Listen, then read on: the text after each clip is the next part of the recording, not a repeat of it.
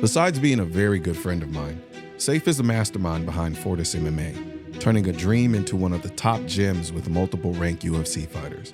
From his fighting days being cut short by injuries, he pivoted to coaching and built Fortis from scratch.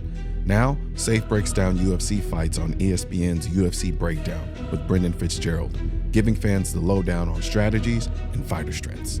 But most importantly, Sayif is a huge gun guy. You want to do a purge. That's what you want. You want to set up a purge. I don't want to do a purge. What I'm saying is all this shit is because people don't have an outlet. You might have a shitty job. If you're fucking yoked and you're ripped, I guarantee you're going to be pretty happy most of the time. Welcome to another episode of the Colion Noir podcast. And today we have Sayif. What's going on, man? How we doing, my brother? You know, lifing. Lifing That lifing does. Yeah. Yeah. I mean, I see you've been lifing quite a bit as well. I've been lifing it up. I look at it more as running around to pay these bills, but I mean, I guess you could call it lifing too. But when you have kids, I think that the definition changes a little. You make what you do sound so unexciting. To most people, it's probably the most exciting thing ever. Yeah. That's what's so funny about that. It sounds like you've been talking to my wife, right? That's what that's what it sounds like. It's all perspective based. It really is. What a way to start. No, I mean, look, doing what you love to do for a living is a blessing like no other. You know, I mean, being in the gym is what I love to do, and it doesn't even feel like work. Yeah. Right. But traveling and stuff, when you start getting a little bit older, I'll be 44 in September, and going to the airport every week and not being around your kids and stuff like that. I mean, but you got to pay to play. So yeah, that's the one thing I will say about what I do. I love it. The travel sucks. It does. It really, and it's the process of traveling. It's not necessarily like when you get once there. you get there, you're good. You're good. 100%. Man, the process sucks, man. I would kill for like a time warp machine that just allows me to just that's it and be done. Yeah, 100%. But it's even funny because sometimes the travel can be fun. Like for instance, like sometimes me and Peter when we're going to like courses and stuff, I'm like, hey, let's just pack the truck up and just drive. Driving is still fun for me. I think getting in the truck and driving is still fun. Yeah, I do enjoy that a lot more than flying, but I just think that I mean. We've known each other a long time, and when you're making the climb, I mean, you got to do that. You got to do whatever you got to do, and nobody cares, man. Shut up and show up. That's what I tell everybody. Shut up and show up. Like nobody cares. No. You're either there or you're not. And if you want to live your dreams, right, you've got to be the one to be the furnace behind that and keep it burning and keep it going. They're your dream and your vision. So when you do something that's a little bit different off the beaten path, in an entrepreneurship type of role, which you could call a gym or what you're doing, it's a 24-hour job. Yep. And I mean, we were talking about the phones before that, right? Yeah. Like, I hate my phone so much, but I need it. I have to have it around. Yep. And it's unfortunate, but it's just the reality of, if the buck stops here, you got to be there to answer the call. There's so many things you got to think about. Things like that, like even down to health. Like I'm like, shit, I got to stay healthy. 100%. If I get unhealthy, 100%, everything else crashes, regardless of how much infrastructure I've set up around it. It still kind of has to flow through me. Yeah, but I think that the great part of that, and we've talked about this for years, is just you getting to the apex of yourself, right? Like I always say, people do what they need to, right? I mean, humans are like that, right? Yeah. There's millions of people that get up and go to work every day and they don't want to, but they don't miss work. They get it done. Even if it's a job they hate, they show up, man, they get it done. So I feel like if you set a high bar for yourself, you can attain it. And even those people, to me, it's way harder to go to a job that you hate and show up every day and go to work. Like to me, that's a grind. That's tough. Yeah. Like a Bronx Tale, Robert De Niro, right? The working man, that's a tough man, right? Like, I mean, there was a period of time I had to do it. No, 100%, 100%. But I think that if you dare to be great, and I mean, I made no money for so long doing this, same as you. I mean, it wasn't even supposed to be like a money play. Like I never, even when I started this was like I'm gonna grind through law school, and then I like the gun stuff was an escape. Yeah, right. It was a passion I developed, and I was like, you know what? maybe I might be able to make this like some like supplemental side income stuff so I can keep that going. Yeah. And then, keep doing the gun thing on the side and then do the lawyer by day, gun guy by night type Lawyer shit. by day. Right. I think that it takes some incredible courage though. And you never, I always tell you this, you'll never give yourself any credit, right? It takes incredible courage to put yourself out there though and say, hey, I'm going to do this. I remember when I, told my parents I was going to open the gym. They were like, I don't know about that. I'm like, I'm taking all the money I have and I'm going to go for this. This is what I'm going to try to do. This is my live stream, my vision. And, people are always it's not even being a hater. They're just cautious for you, right? Your family and, the people that you love, they just want to see you do well. And, so it's natural for people to be scared when you go down. Uncomfortable. When you go down a different path. But I think but to see it like, man, look at you now, and I mean, we talked about how much you've grown since NRA and all the other stuff. And, it's just awesome to see people chase their dreams and live their passions. And I really think that it goes back to what you said. Well, it wasn't ever for money. Well, that's the only reason why you're really successful is because when you love something, truly, you just do it nonstop. I mean, I do. This is my life. It becomes effortless. Like, you hit that, not what I call, this is a term that's already been termerized. That's not even a word, but you hit a flow state. Yeah. With work. That's it. You just, or whatever you're doing, you're just kind of in it. Me and Peter actually did it yesterday, actually. We went out, we had some issues with something we were trying to film. And then we kind of had to shift gears. And we were losing light. So we just had to get in and grind. And so what would have normally taken us maybe an hour and a half, what would we say? About an hour and a half to shoot. We did in like 30 minutes? Yeah. But it's the thing. It's like, if you surround yourself with people who are pushing at the highest levels in what they do, then that rubs off on you, right? Yeah. And learning is a process that I think you need to have your whole life. It's a thirst that you got to keep, keep feeding. And I think that the worst thing for me is when I see people that are broken already at our age, 43 years old, and they're doing a job they hate and they've let themselves get out of shape and they're miserable. And it's like, it starts with one decision. So you might not be able to change jobs right away because you're taking care of your family, but you can go to the fucking gym, right? And grind and get those endorphins and take a step and reclaiming yourself. So, I try to fill my time with, I get up 4:30. I'm at the gym 5:30. I mean, I'm grinding, and by what is it right now, 10:45 or whatever. I've done so much stuff, and that's just how I like to attack life. You know what's funny? I noticed how much stuff my body doesn't really sleep past 7. Yeah. Right. But that doesn't necessarily mean like I'm up and out of the house. Fair. And I remember when we first started training. When you first started training me, you were like, "All right, I need you at the gym at 6." Mm-hmm. Like, what do you mean? I started going. I was like, "Wait, so 6? That means I got to wake up at like 5:30." I was like, "God damn!" I was like, "Shit!" I was like, "All right, whatever."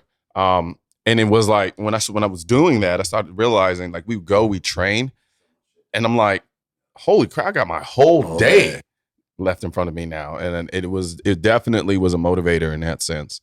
Speaking of that, we'll talk about how the first time we actually started training. Our first day. I remember. Because I got your number. I remember I met you at the tire range. We were at the range. We were at the range with Lynn. Yeah, with Lynn. Yeah, and I remember I got your contact.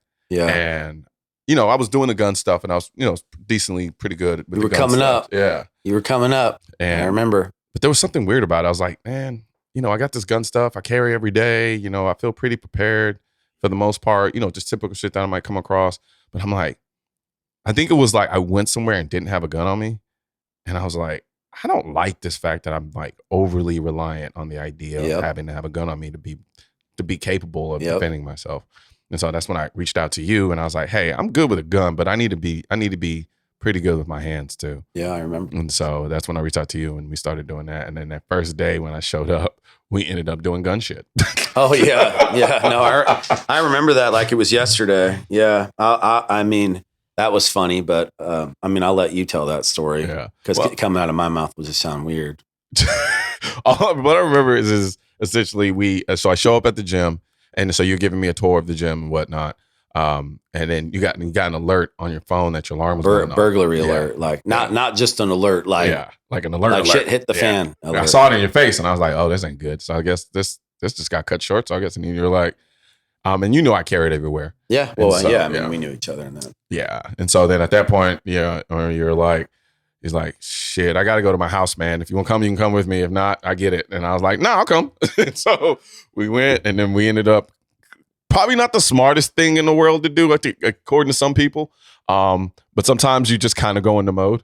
And we cleared your house and just made sure no one was in there. I don't know. For me, I mean, I could take this a couple ways, but I'll keep it short. Like, if you can't clear your own fucking house, and when you spend so much time moving around your own home, which I'm sure so many people watching this do, right? Yeah.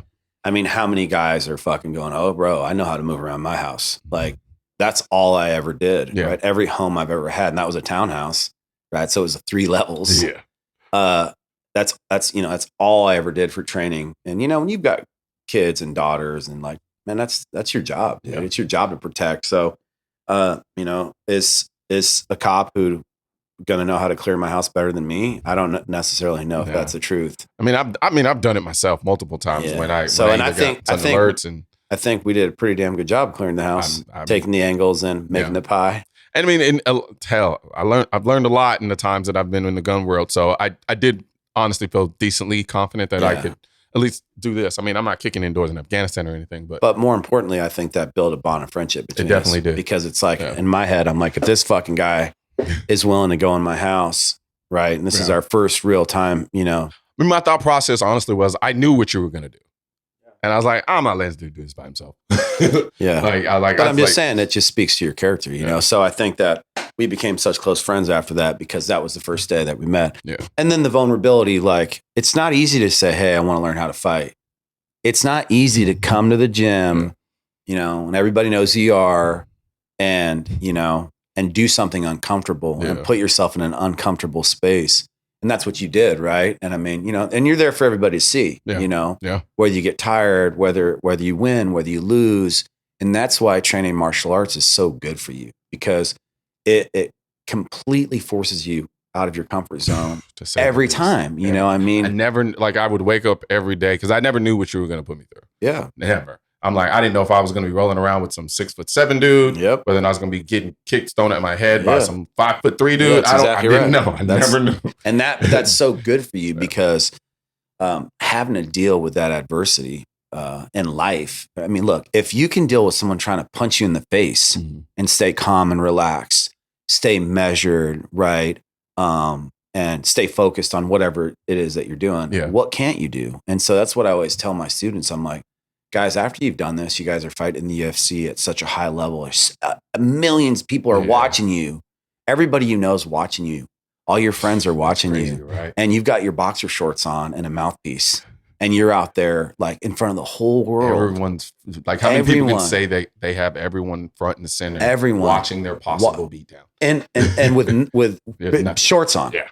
Like, you don't have a helmet on. You're not covered up. You're not. It's just you out there, and that takes a certain courage that I think it really changes the fabric of who you are. I mean, really the fabric of who you are. And after you do that, win, lose, or draw, it builds you, man, in a way that like, you're like, what?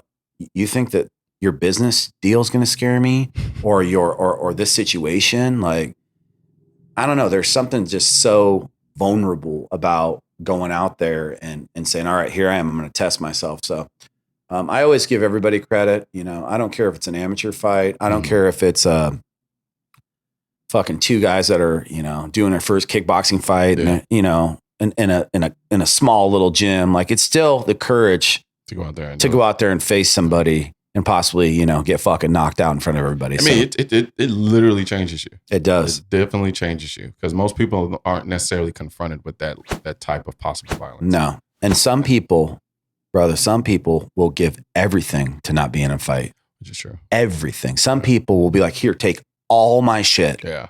Right. And some people will be like, you ain't taking none of my shit. Yeah. Yep. And so I think it's important too, for having girls, I've always pushed them like, hey, like nobody pushes you around, you can be feminine, but you can be strong, and it's a mindset, and criminals prey on that shit, right? It's a sense that they get where they scan and they're always looking for that person. They're like, that person doesn't want to fucking engage in physical activity. And there could be a little old lady that'll punch you in the face. Yeah. Don't ever think, I got those small guys in the gym. They're the toughest guys. Right. So and that's the first thing I learned. 100%. When I started going to the gym, that was the first thing I learned. And I developed a different level of respect for people. Right. Like I was never disrespectful, but when I realized that this unassuming motherfucker right here can whoop your ass. Yep. I'm like, and there's no indicators. Zero. There's none. Zero. So you may walk around chest poked out. Yep. Find yourself big, running big and strong. Now you're getting rolled up like a pretzel and you're like, oh shit. Yeah, and are you getting tired, bro? Are your big muscles gassing out, homie? Yeah. Do you really know how to fucking fight? So the thing is, MMA, jiu-jitsu can do this too. It really will as well. But MMA is the ultimate, expression of that because it's so hard. Yeah. And you got to get the fight to the ground. It just humbles you so much. The other thing is, dude, the gym is like the fucking United Nations over there. You go over there and, we just had another guy came and he's fucking from somewhere in Russia. And, we got another guy who's going to translate for this guy. And we got the kid from Mexico City and we got another guy from Paris that just showed up. And, we got a couple Australians that are there and the Brazilian. And there's so many different people. And what I've seen is that all the things that kind of tear us apart, right, in the world, like look at that motherfucker, look at that, they all fall away at the gym. Because when you're dapping somebody up and then wrestling with them, sweating and bleeding and whatever, all that shit falls away. All that racism and all that hatred and all that posturing and all that, well, this guy's that, it's just all because it's so pure, right? Yep. It's so pure. So I just feel like if everybody had to do maybe military service, I don't know how they would organize that. Obviously, no one's wanting to do shit for this government, so we'll talk about it. Yeah, fuck that. Touche. But maybe a mandatory like physical fucking training where it's like you got to do jujitsu your freshman year, exactly. To your senior. Like girls 6 months too, to a year, girls too, so they can defend themselves, and so. Like, I just think it'd be so good for everybody. I think it would help everybody. I think so many people have all this like fucking frustration and aggression and like passive aggressive energy, right? Coming out at the wrong time. Just coming out at the wrong time. And then, this guy shot someone on the street. So you want to do a purge. That's what you want. You want to set up a purge. I don't want to do a purge. What I'm saying is all this shit is because people don't have an outlet. And man, when you roll, like, okay, think about it after you get done rolling. I don't want to do anything. Are you mad at anybody? No, I can't be. Do you hate anyone? No. Do you want to hurt anybody? No. What do you want to do? I just want to be peaceful. Left alone. That's it. I just want to be because you expend all your calories, you expend all your energy, you expend everything on that roll, right? On those scrambles, on those positions. And then you think about it all day. Well, fuck, man. Your mind is tired. Yeah. Like, your mind is tired.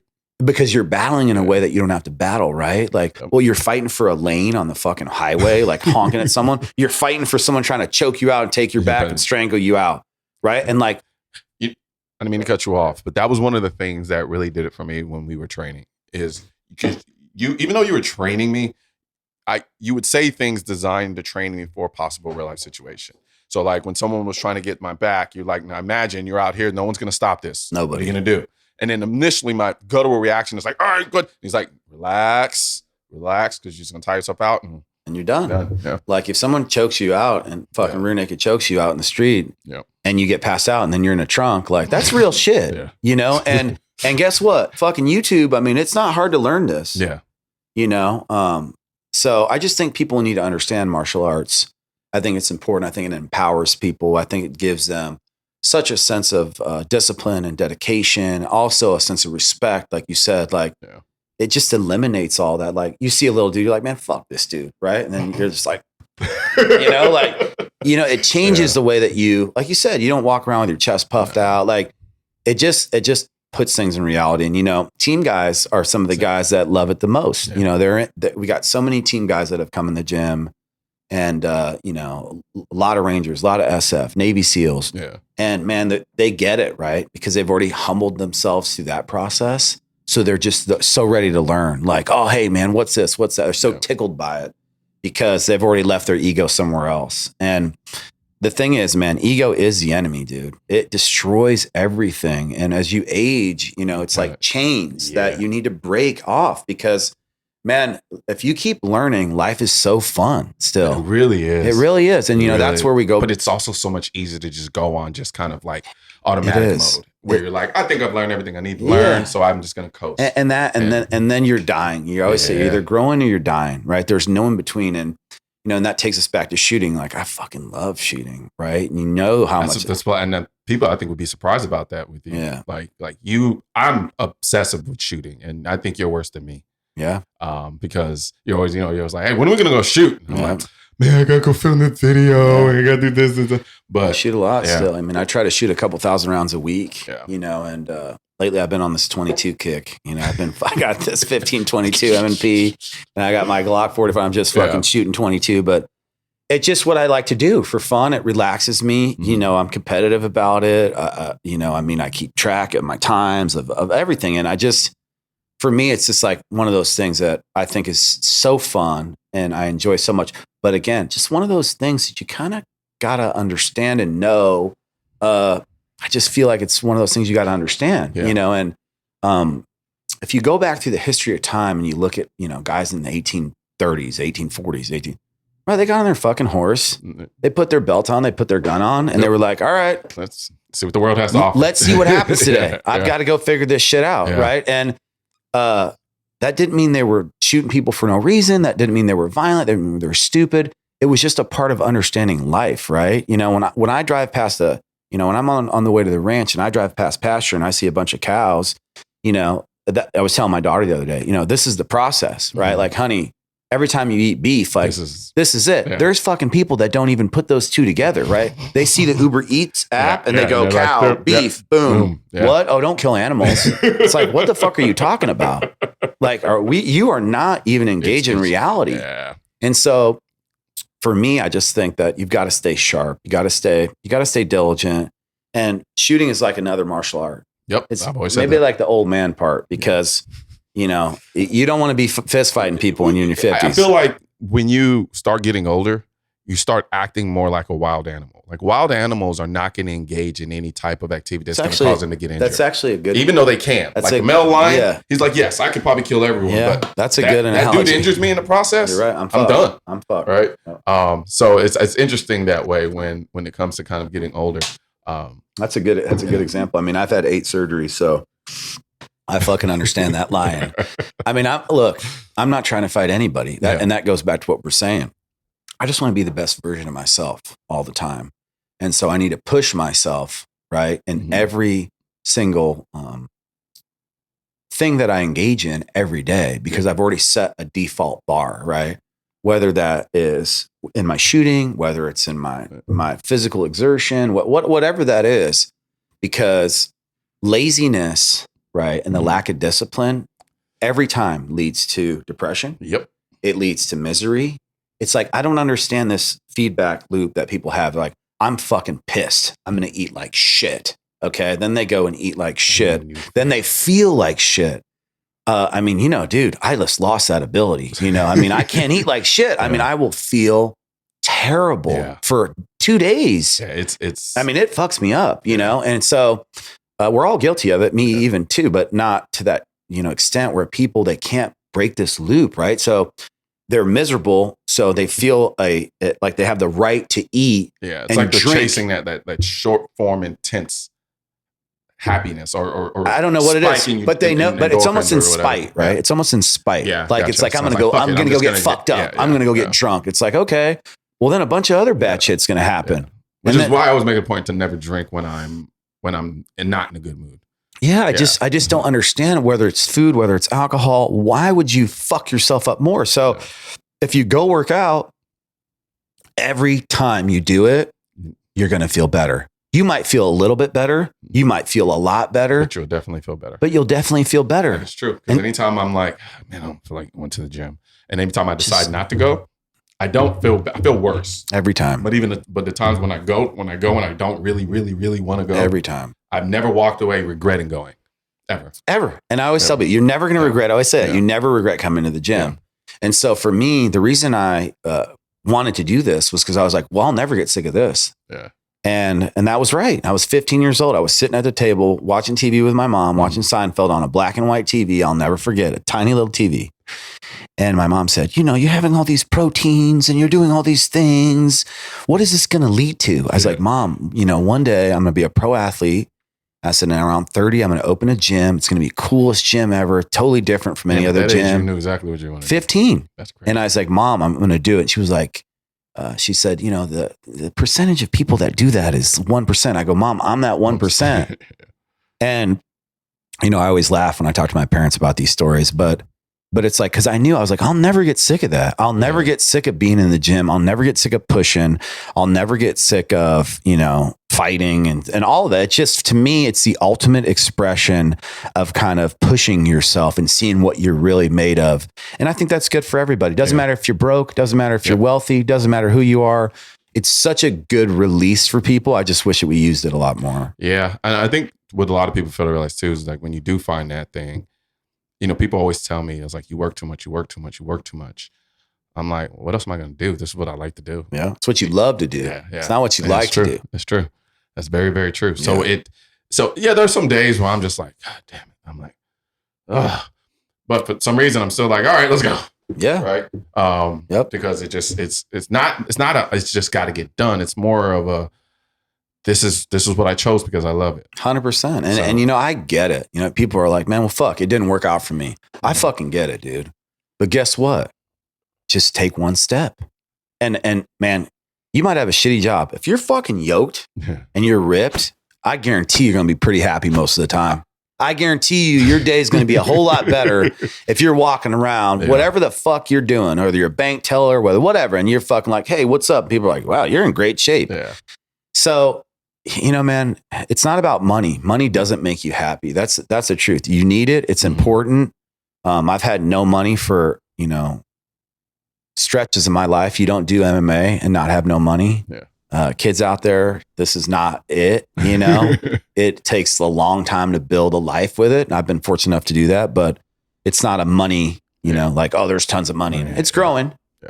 But if you're rich in passion and you're rich in happiness and you're rich in knowledge, right? And you're applying that all day and you're the best version of yourself, how much is that worth? I could never be an attorney. Fuck that, dude. For those that don't know, you actually went to law school. Yeah.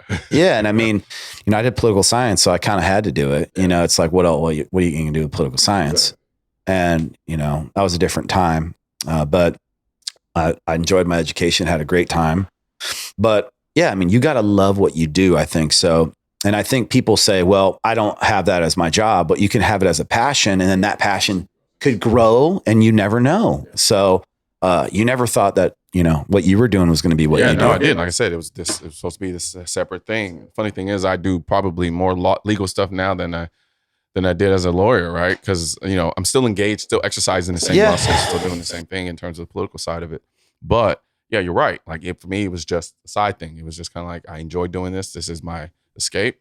And it turned into whatever the hell this is now. But, people love passion though, man. They're drawn to it, So when they see somebody who has that passion, right, it lights them up and they're like, man, I fucking, I like that. I am learning though, you do have to take breaks. You do. I mean, look, it's all about balance. And now you're getting a little older now. Right? Getting a little bit older now, right? Yeah. You've got to learn how to be conservative with you. That's because my mind, and Peter has to deal with it all the time because, we were concepting, talking about what we're going to do. And I'm thinking, I can do this, and this. I was like, I'll get it done. Everything's like, I'll get it done. I'll figure it out. I'll get it done. And then it gets towards the end of the night. My body's like, you're done. And I'm like, I don't want to be, you're done. And it's something I have to understand. So you're right. So now it's more of I won't call it triaging my energy levels, but just understanding like, what needs to get done most importantly, because towards the end of the day, you're going to get a point where your body says you're done. Yeah. And it just goes back to kind of having that balance with yourself physically. And I think we've all pushed that to a point where it's unhealthy, right?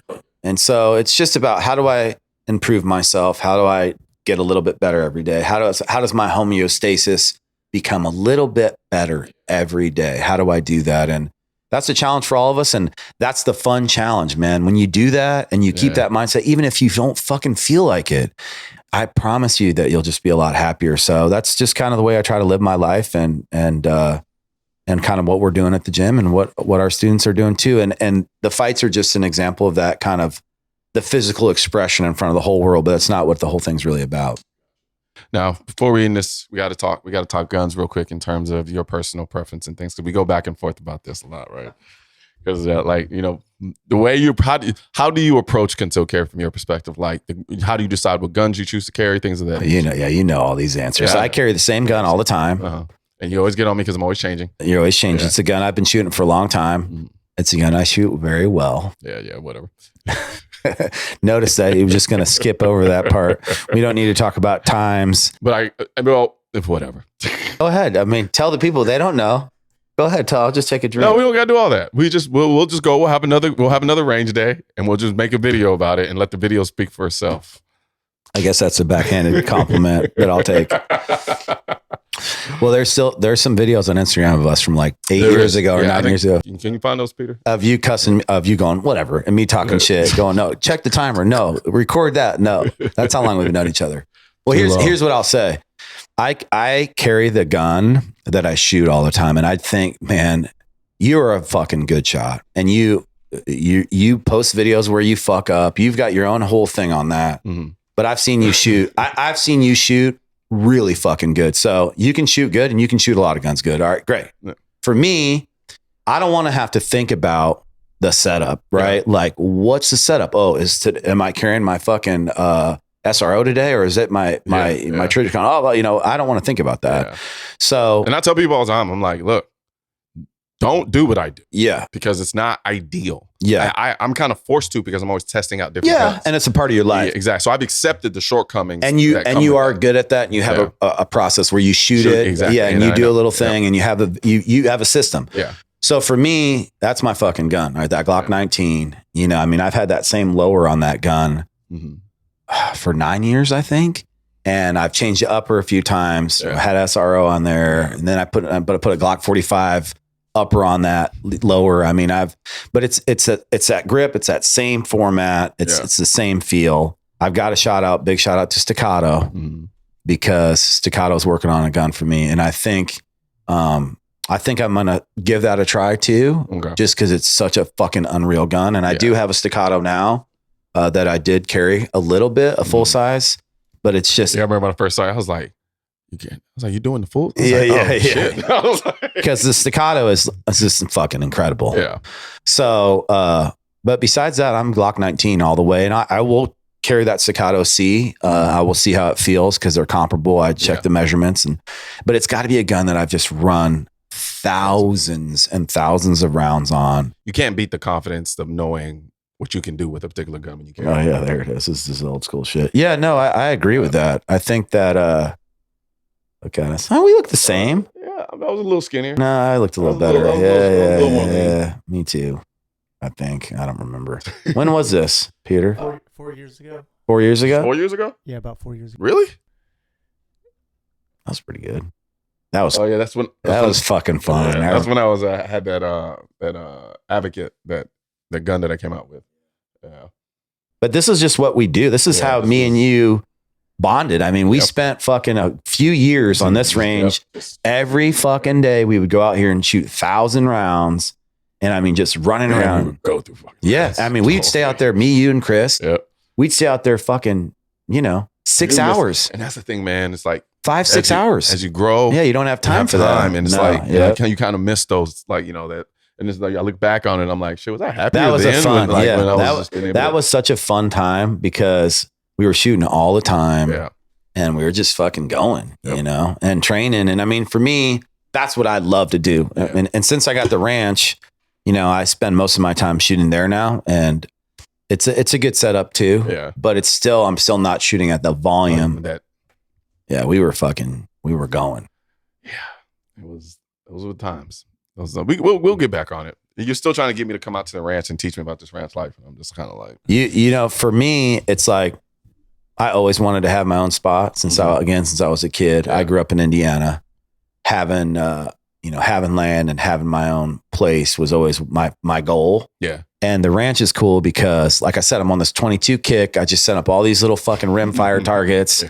I'm out there just Yeah. So you can kind of change things up, and yeah, I mean, it's just nice too to be able to set up your own stuff and shoot kind of whenever you want. And, you know, if you want to do night stuff or whatever, it gives you that opportunity. Yep. Yes, sir. Yes, sir. Well, I will say this. You're always welcome back on the podcast. I mean, you're busy as hell. I'm always busy as hell. We're flying in, flying out, but we definitely got to do this again. Whenever you want, man. So, whenever you want. I'm a couple blocks away. I'm a phone call away, bro. Gotcha. And I'll just wait for you to be like, yep, you're fat again. Yeah, well, you ain't fat right now, so I'm trying.